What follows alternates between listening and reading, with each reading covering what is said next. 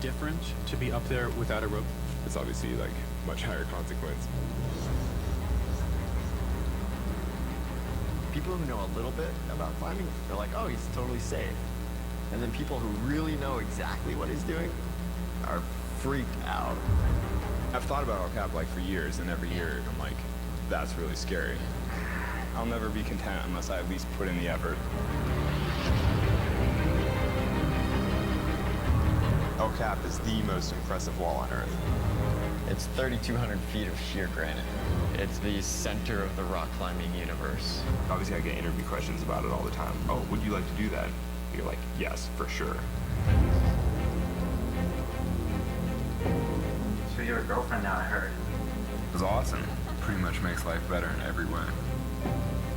It's really hard for me to grasp why he wants this.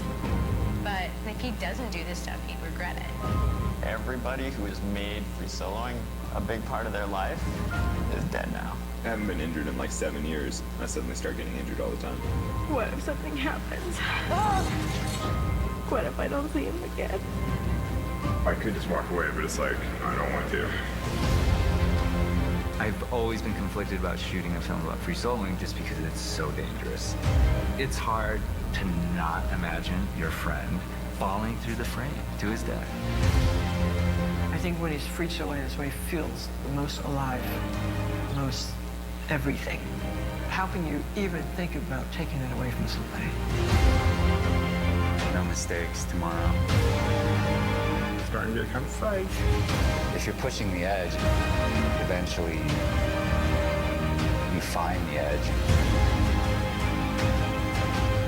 I can't believe you guys actually can watch. Hey, Jimmy, do you copy? Just started climbing.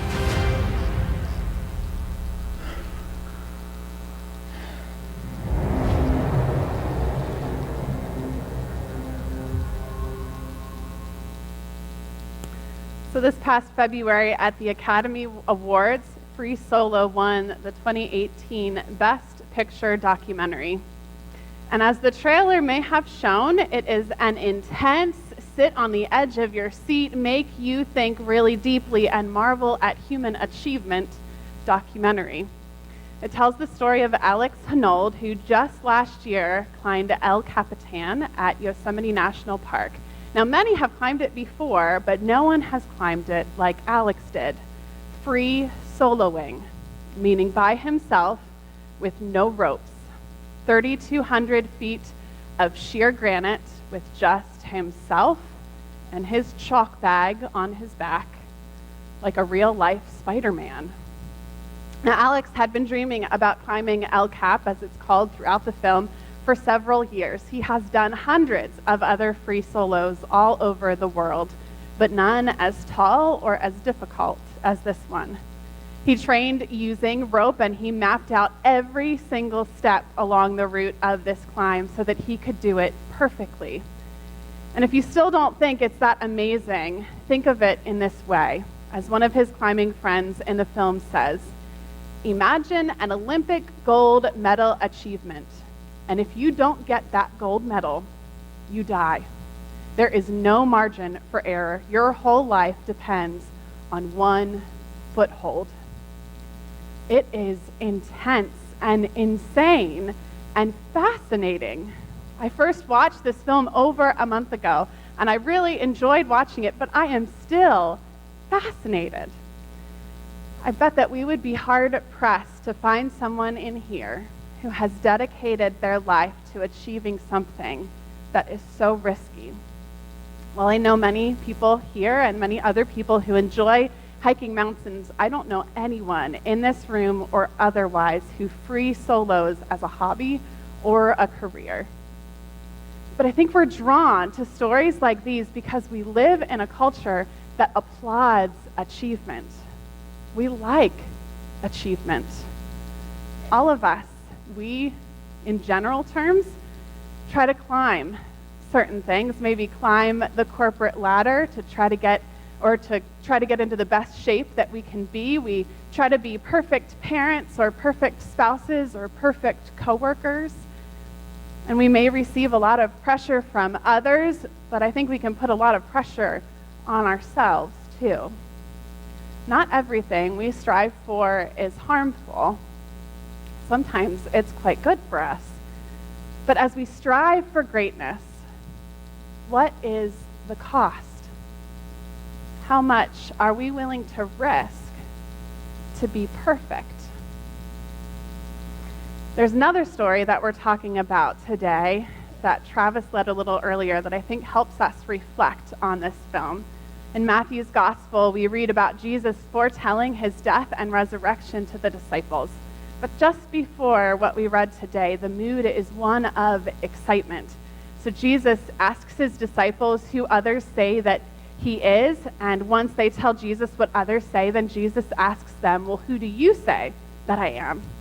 And without missing a beat, Simon Peter says, well, you are the Messiah, the Son of the living God. And Peter, who we see so often missing the mark, gets it, along with the other disciples. Jesus is God's agent, commissioned to manifest God's saving presence.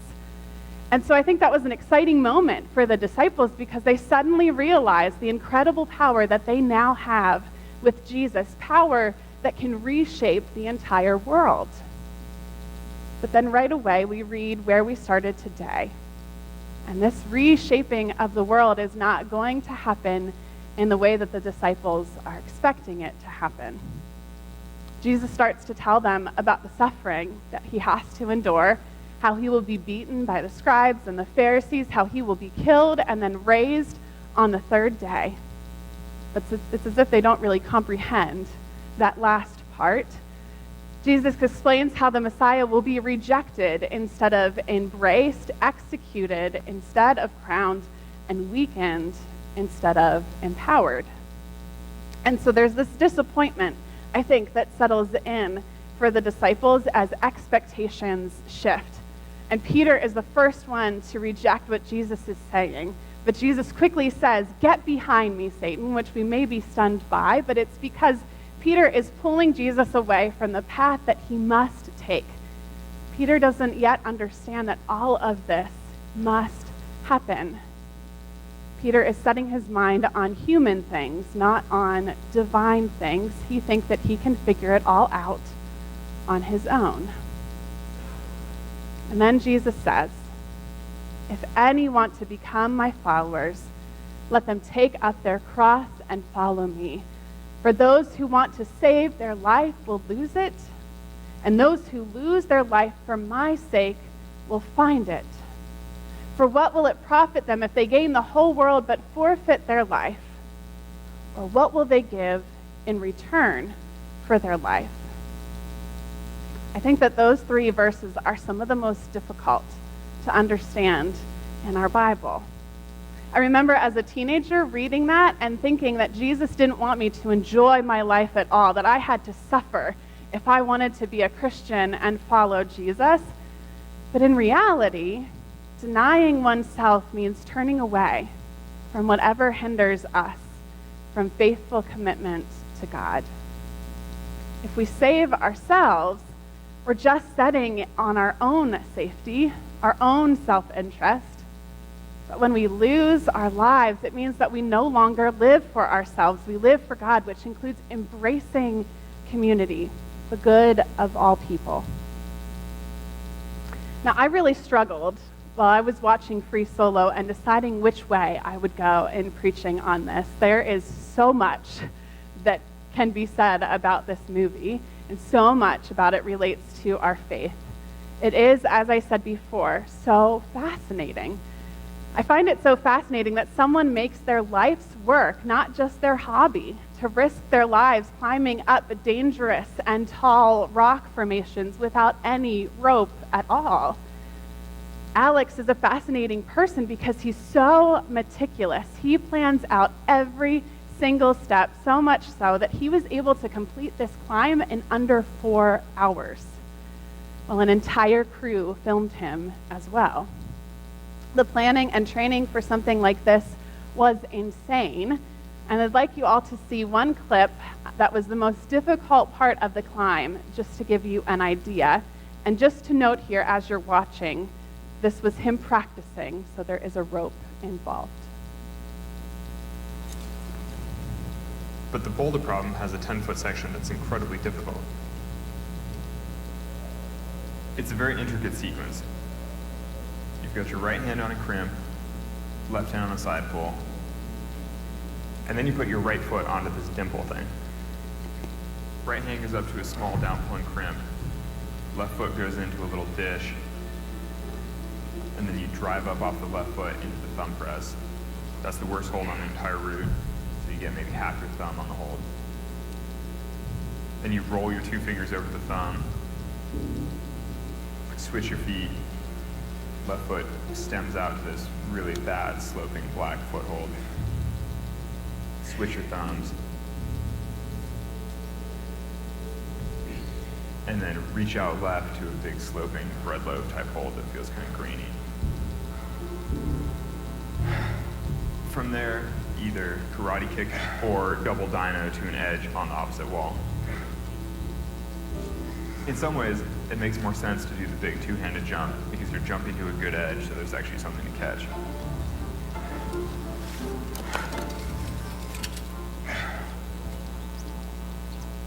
But the idea of jumping without a rope seems completely outrageous.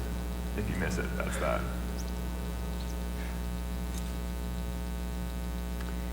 I think Alex is a good person.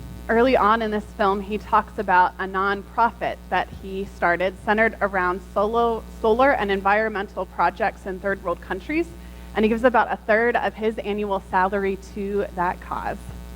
I am so absolutely intrigued by his life. In some ways, he's admirable. He would rather die in pursuing perfection than stay alive while living a mediocre life. But I couldn't help but thinking throughout this entire film, is it really worth it? Is it really worth it? And so many others in this film seem to agree with me. One of his best friends has these crazy dreams before Alex takes this climb, in which Alex comes to him in the middle of the night after he had climbed, and then he shows him all of these ways that he has hurt himself as a result. One of his fellow climbing friends, Jimmy, who was a big part of filming this, he puts the whole film crew together to film the climb, and he struggles. As he says, we have to work through something we're doing that we'll be okay with, even in worst case scenario. And when his mom is interviewed, you saw a bit of that in the trailer, she says, I would feel a lot better if he didn't free solo. But what he is doing makes him feel most alive, most everything. So how can you take that away from somebody? And then there's this relationship with his girlfriend, Sonny, which takes up a pretty big part of the film. And as you saw in the movie trailer, he says that Sonny makes his life better in every way.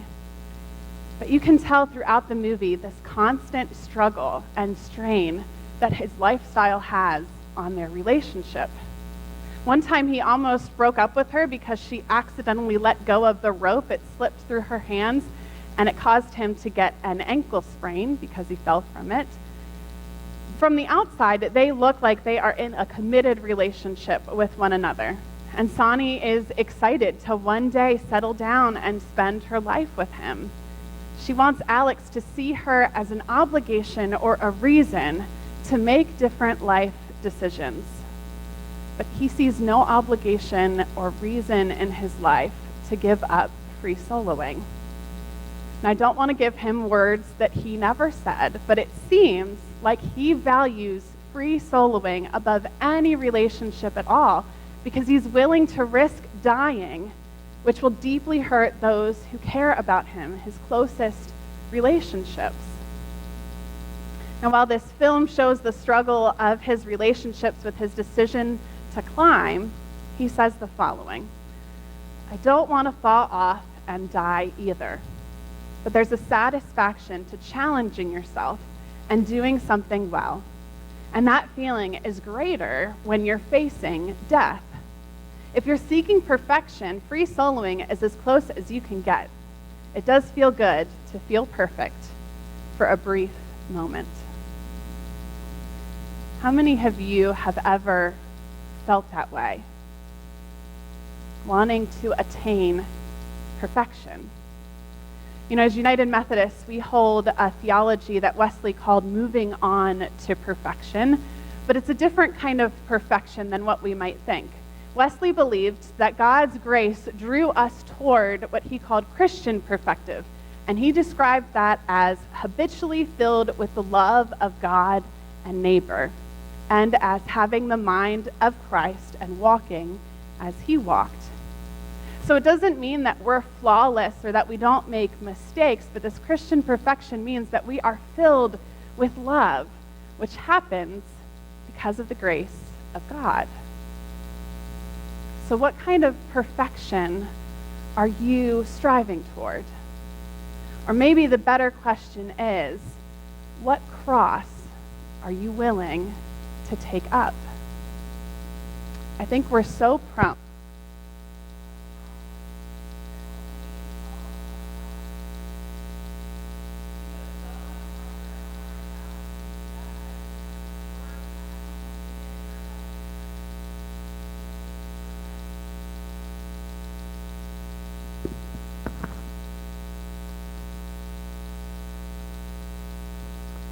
Say that one more time while I might. We put so much pressure on ourselves to be the best that we can at work, at home, and even in our life at church, that we forget to love. And I know this because I am so good at putting pressure on myself to be the best or to live up to expectations that I believe others put on me, when in reality, I just put those expectations on myself. I can't tell you how many times I have come home from work 30 or 40 minutes later than I said I would. Or how many times I have told Richie, I just need to run over to the church for just 10 minutes, but end up being there for much longer than that. I constantly need to remind myself that I cannot be a good pastor if I am not a good wife and a good mother first. I think that we can be so good at celebrating what we do more than who we are. God doesn't love us because of what we do. God loves us because of who we are. You are loved simply because you are a child of God. And there's nothing that you could ever do to make God love you any more or to make God love you any less. And I think Jesus is longing for you to take up your cross and follow him.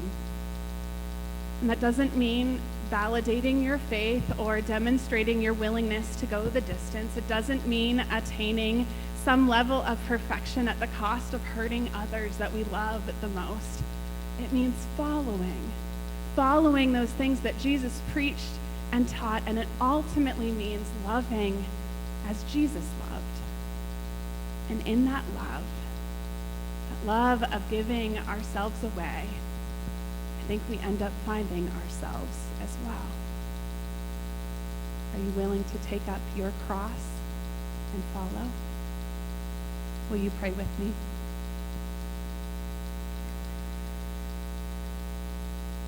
God, it can be so hard. It can be so hard to follow you instead of figuring life out on our own.